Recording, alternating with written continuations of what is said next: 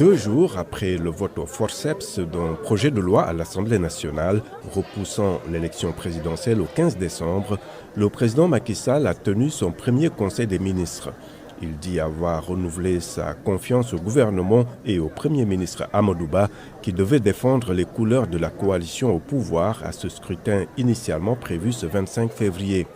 Une volonté d'apaisement non rassurante pour la société civile qui vient de constituer ce jeudi un front pour exiger la tenue des élections à la date prévue. Nous allons donc à partir d'aujourd'hui dérouler tout un programme, un plan d'action qui va constituer notre riposte contre l'agression qui a été perpétrée contre nous, contre la République et contre le peuple sénégalais. Avant cela, une dizaine de candidats à la présidentielle se sont mis en ordre de bataille, appelant les syndicats et les leaders religieux à se joindre à eux pour faire fléchir le président. Ceux d'entre nous, 12 ou 13, voici ce que nous avons décidé. Il ne s'agit pas d'un parti politique, nous avons décidé de retirer toutes les couleurs à nos partis.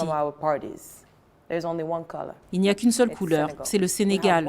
Nous avons un seul objectif maintenant, c'est de faire en sorte que le président Macky Sall ne réalise pas son 3e mandat. Et nous allons vers les élections. Pour l'opposition et une bonne partie de la société civile, la décision du président de rester jusqu'à la prise de fonction de son successeur est incompréhensible. Il aurait pu pousser les élections et décider, vous savez quoi, le président de l'Assemblée ou quelqu'un d'autre sera le prochain président pendant cette période. Au moins, nous pourrions croire qu'il ne veut pas d'un 3e mandat. Pourquoi doit-il rester président de la République pendant cette période ? À Dakar, la vie semble reprendre son cours après les manifestations de ces derniers jours.